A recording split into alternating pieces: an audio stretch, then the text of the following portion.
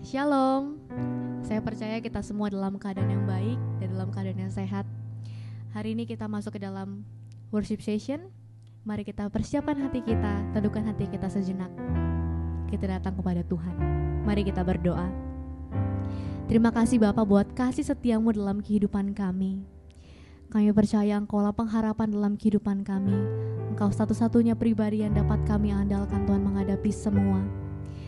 Hari ini kami akan mengikuti worship session yang ada. Biar Tuhan Engkau yang melawat setiap kami, Engkau yang menyentuh setiap hati kami ya Bapa. Layakan setiap kami untuk datang kepadamu. Terima kasih Bapa. Terima kasih Tuhan. Seperti pelangi sehabis hujan, itulah janji setiamu Tuhan bagi setiap kehidupan kami.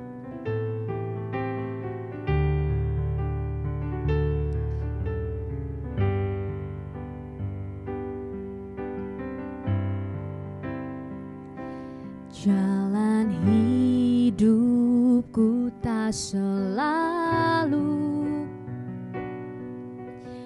tanpa kabut yang pekat, namun kasih-Mu nyata padaku pada waktu-Mu yang tepat. Seperti pelangi sehabis hujan, itulah janji setiamu Tuhan. Di balik dukaku telah menanti harta yang tak ternilai dan abadi. Seperti pelangi sehabis hujan, itulah janji setiamu Tuhan. Di balik dukaku telah menanti harta yang tak ternilai dan abadi.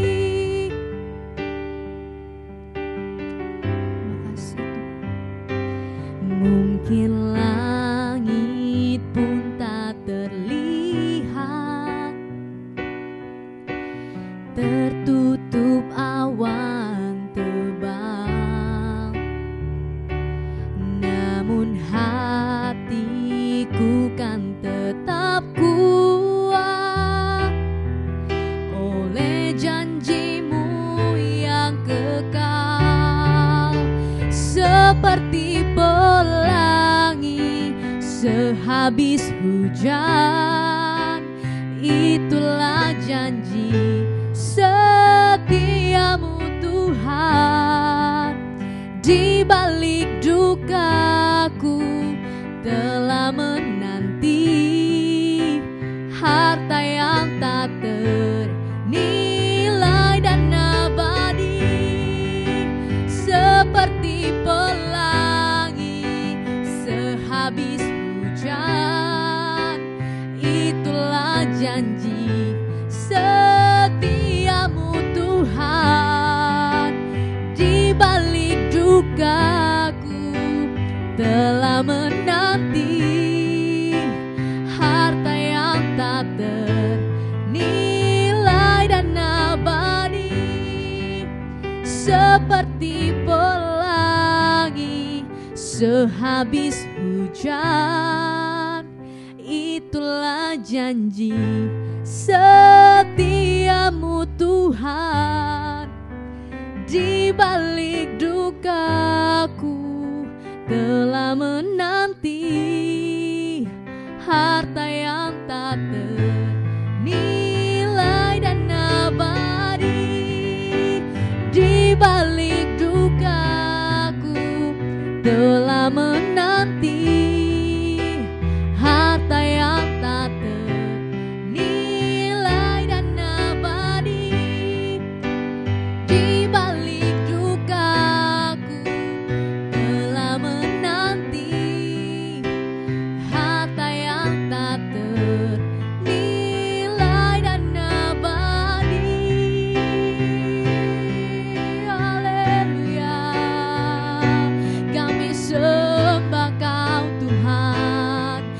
kami muliakan nama-Mu, Yesus. Ini janji setia-Mu bagi kami yang berharap padamu, Yesus. Segala pujian bagimu, segala hormat kemuliaan bagimu, Tuhan Yesus. Kau pengharapan kami, Yesus.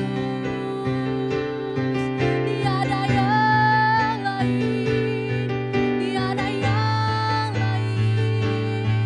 Hanya Kau Tuhan, hanya Kau tempat jawaban kami, tempat perlindungan kami, sumber kekuatan, sumber pengharapan kami, Yesus.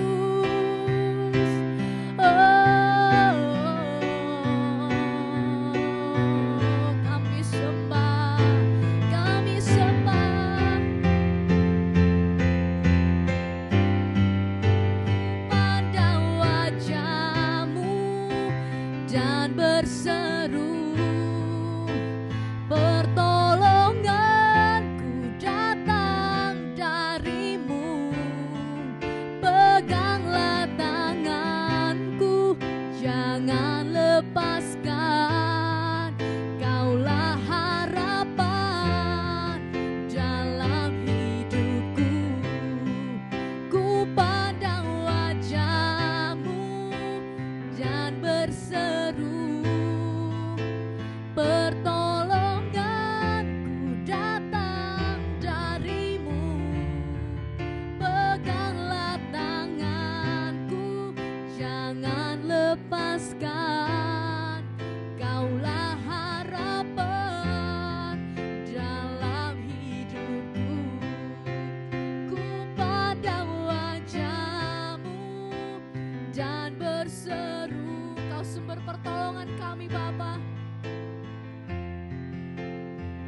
Dari-Mu, peganglah tanganku, jangan lepaskan. Kaulah harapan dalam hidupku. Kaulah harapan dalam hidupku. Kaulah harapan dalam hidupku. Shalom teman-teman. Pada hari ini kita sudah mengikuti worship session yang ada. Kita sudah memuji Tuhan, sudah menyembah Tuhan. Sekarang tiba saatnya kita akan mendengarkan sebagian dari kebenaran firman Tuhan. Kebenaran firman Tuhan pada hari ini gak panjang-panjang sih, cuma 5-10 menit aja. Tetapi biarlah teman-teman dengan kebenaran firman Allah yang singkat ini, dengan sharing kita yang singkat ini, kita bisa mendapatkan sesuatu yang bisa menguatkan kita. Oke teman-teman, tema yang saya ambil pada hari ini adalah hidup yang penuh dengan pengharapan. Hidup penuh pengharapan. Kehidupan kita harusnya memiliki pengharapan yang terus-menerus. Karena apa? Karena ketika kita datang kepada Tuhan, ketika kita dekat dengan Tuhan, hidup kita harusnya memiliki pengharapan yang terus-menerus. Kita gak takut menghadapi perkembangan zaman, kita gak takut menghadapi perubahan-perubahan yang terjadi secara tiba-tiba yang tidak mengenakan kita. Maka dari itu dibutuhkan yang namanya kedekatan kita dengan Tuhan, dibutuhkan hubungan yang intim dengan Tuhan, sehingga kita bisa percaya kepada Tuhan dan hidup kita penuh dengan pengharapan. Oke, pada hari ini saya akan mengambil beberapa ayat aja. Kita buka dulu kebenaran firman Tuhan di 1 Petrus 1 ayatnya yang ketiga sampai ke-7. Kita buka bersama-sama teman-teman. Saya akan bacakan kebenaran firman Tuhan. Terpujilah Allah dan Bapa Tuhan kita Yesus Kristus, yang karena rahmat-Nya yang besar telah melahirkan kita kembali oleh kebangkitan Yesus Kristus dari antara orang mati kepada suatu hidup yang penuh pengharapan. Ayat yang keempat, untuk menerima suatu bagian yang tidak dapat binasa, yang tidak dapat cemar dan yang tidak dapat layu, yang tersimpan di sorga bagi kamu, yaitu kamu yang dipelihara dalam kekuatan Allah karena imanmu, sementara kamu menantikan keselamatan yang telah tersedia untuk dinyatakan pada zaman akhir. Bergembiralah akan hal itu, sekalipun sekarang ini kamu seketika harus berduka cita oleh berbagai-bagai pencobaan. Maksud semuanya itu ialah untuk membuktikan kemurnian imanmu yang jauh lebih tinggi nilainya daripada emas yang fana, yang diuji kemurniannya dengan api, sehingga kamu memperoleh puji-pujian dan kemuliaan dan kehormatan pada hari Yesus Kristus menyatakan dirinya. Ya, di sini di ayat yang ketiga, kenapa Petrus menggunakan terpujilah Allah? Kenapa seperti itu? Karena Yesus menganggap bahwa Tuhan Yesus turun ke dunia untuk mati di atas kayu salib, menebus kita, dan kita memperoleh keselamatan. Sehingga Petrus dalam setiap suratnya menyebutkan terpujilah Allah, terpujilah Allah, karena itu sebagai bentuk kekaguman dia kepada Kristus Yesus yang telah merelakan dirinya untuk turun kepada kita, sehingga kita bisa memperoleh keselamatan dan hidup kita bisa penuh dengan pengharapan. Ya, di sini kenapa kita harus hidup dalam pengharapan? Saya akan bahas ini aja. Saya akan membagikan 2 poin, dan 2 poin ini adalah yang pertama, Yesus sudah mati dan bangkit untuk kita sehingga kita tidak lagi hidup menurut dosa. Dan ini adalah suatu pengharapan besar bagi setiap umat manusia. Sejak kejatuhan Adam dan Hawa dari Taman Eden karena dia memakan buah yang dilarang oleh Tuhan, manusia sudah terikat oleh dosa. Manusia sudah kodratnya adalah dosa. Dia keturunan-keturunannya sampai mewarisi dosa yang ada. Tetapi Tuhan tidak tinggal diam akan hal itu. Dia berusaha untuk mengembalikan rancangannya yang semula kepada setiap umat manusia. Dengan apa?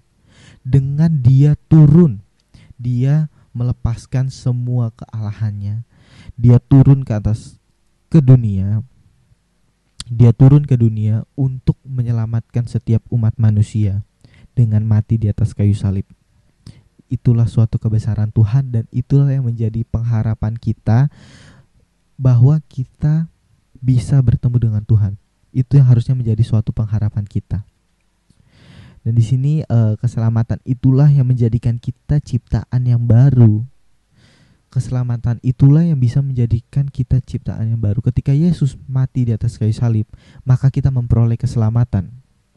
Ya, kita memperoleh keselamatan sehingga kita bisa menjadi ciptaan yang baru. Tapi kita harus menjalani juga. Kita harus menjalani keselamatan itu, harus kita pertanggungjawabkannya dengan hidup yang benar, hidup sesuai dengan perintah Tuhan, sehingga kita bisa menjadi ciptaan yang baru. Kita buka di 2 Korintus 5 ayat yang ke-17. Oke, saya akan bacakan. Jadi siapa yang ada di dalam Kristus, ia adalah ciptaan yang baru. Yang lama sudah berlalu, sesungguhnya yang baru sudah datang. Amin. Di sini sudah jelas sekali dijelaskan bahwa jadi siapa yang ada di dalam Kristus, seperti yang tadi sudah saya bilang, Tuhan sudah memberikan kepada kita keselamatan. Tetapi kembali lagi kepada kita, apakah kehidupan kita bisa berjalan menurut kebenaran Tuhan? Kita bisa berjalan menurut perintah Tuhan. Sehingga ketika kita ada di dalam Kristus, yang artinya adalah ketika kita melakukan kebenaran firman Tuhan, kita adalah ciptaan yang baru. Yang lama sudah berlalu, sesungguhnya yang baru sudah datang. Mungkin masa lalu kita penuh dengan dosa, masa lalu kita kelam, ya. Mungkin kita waktu dulu melakukan hal-hal yang Tuhan tidak suka, apapun jenisnya itu, apapun dosanya itu yang Tuhan tidak suka. Mungkin masa lalu itu kita sudah lewati, ya, dan kita sudah berbalik, kita sudah bertobat. Tetapi kadang intimidasi iblis kan suka datang gitu ya, kayak bilang kita orang yang berdosa, kita orang yang gak bakal diselamatkan. Tetapi percaya aja sama ayat ini bahwa hidup kita penuh dengan pengharapan. Ketika kita hidup di dalam Kristus dan kita melakukan kebenaran Tuhan, kita adalah ciptaan yang baru. Yang lama sudah berlalu, sesungguhnya yang baru sudah datang. Jadi teman-teman, mungkin saat ini ada teman-teman yang masih ada di dalam intimidasi iblis. Jangan mau diintimidasi oleh iblis. Kita harus tolak dalam nama Yesus, sehingga kita bisa menjadi ciptaan yang baru. Hidup kita ini penuh dengan pengharapan. Kita bisa langsung bertemu dengan Tuhan muka dengan muka. Ketika kita melakukan kebenaran firman Tuhan, sampai nanti waktunya tiba kita dipanggil oleh Tuhan, kita bisa bertemu dengan Tuhan muka dengan muka, karena Tuhan sudah memberikan keselamatan kepada kita. Itulah yang harus kita tanam dalam diri kita, bahwa hidup kita ini penuh dengan pengharapan. Poin yang kedua adalah kita dipelihara oleh kekuatan Allah. Tadi kita sudah baca kebenaran firman Tuhan. Yuk kita baca lagi di 1 Petrus 1 ayatnya yang kelima ya. Ayatnya kelima yaitu kamu yang dipelihara dalam kekuatan Allah karena imanmu, sementara kamu menantikan keselamatan yang telah tersedia untuk dinyatakan pada zaman akhir.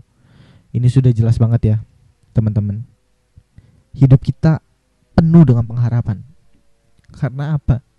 Karena kita dipelihara oleh kekuatan Allah. Yuk teman-teman, kita refleksikan kekuatan Allah tuh seperti apa sih? Kekuatan Allah tuh seberapa dahsyat sih? Harusnya ya, ketika kita baca ayat ini, hidup kita harusnya penuh dengan pengharapan. Kita percaya betul kepada Tuhan, kita percayakan kehidupan kita benar-benar kepada Tuhan, bahwa Tuhan yang memegang kendali atas hidup kita. Kita gak lagi berjalan sesuai dengan kekuatan kita. Kita gak lagi menyelesaikan setiap pencobaan yang ada dalam hidup kita dengan kekuatan kita. Tetapi kita menyelesaikan seluruh pencobaan, seluruh masalah dalam hidup kita bersama dengan Tuhan. Harusnya kita membaca kebenaran firman Tuhan ini, dan kita merenungkannya, dan kita bisa tahu bahwa Tuhan tidak pernah meninggalkan kita sedetik pun. Ketika kita berpikir bahwa kita sudah gak ada lagi yang mencintai kita, gak ada lagi yang menyayangi kita, hidup kita merasa tidak berguna, seakan-akan masalah gak pernah berhenti, masalah gak pernah terselesaikan, kita baca ini.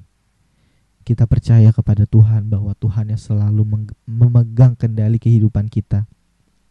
Ya, Tuhan gak pernah memberikan kita pencobaan di luar batas kemampuan kita.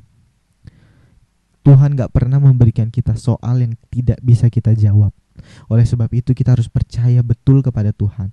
Kita harus percaya benar-benar kepada Tuhan, karena Tuhanlah yang memegang kita dengan kekuatan Allah. Dia benar-benar memegang kita dengan kekuatannya Dia. Gimana sih? Ada musuh yang mau datang kepada kita nih misalnya, kita dilindungi oleh kekuatan Tuhan. Aduh, itu tuh rasanya gimana ya teman-teman ya? Itu rasanya kita udah aman banget karena kekuatan Tuhan yang dipakai gitu. Kita aman, kita benar-benar hidup dalam pengharapan karena kita dilindungi oleh kekuatannya Tuhan. Dahsyat gak? Oleh sebab itu teman-teman, aku mengajak kepada kita semua untuk bisa hidup penuh dengan pengharapan. Kita harus bisa hidup penuh dengan harapan-harapan yang baru. Jadi teman-teman, kalau saat ini mungkin teman-teman ada yang merasa dikucilkan, yuk kita bangkit lagi. Mungkin teman-teman sedang merasa ada dalam permasalahan apapun, yuk kita bangkit. Kita bersama-sama berjalan bersama dengan Kristus. Dan percayalah, ketika kita berjalan bersama-sama dengan Yesus, bersama dengan Tuhan, maka kehidupan kita akan aman dan kita bisa menyelesaikan seluruh permasalahan yang ada. Itu aja kebenaran firman Tuhan pada hari ini yang bisa saya bagikan. Mungkin ini adalah sharing yang singkat aja untuk kita, tetapi biarlah kebenaran firman Tuhan yang saya sampaikan pada hari ini bisa menguatkan kita semua, bisa menjadikan kita pribadi yang lebih lagi mengandalkan Tuhan dalam kehidupan kita. Terima kasih teman-teman yang sudah mendengarkan kebenaran firman Tuhan pada hari ini. Semangat terus, Dan jangan pernah menyerah, tetap andalkan Tuhan dalam setiap kehidupan kita, dan tetap lakukan kebenaran firman Tuhan dan perintah-perintahnya. Tuhan Yesus memberkati.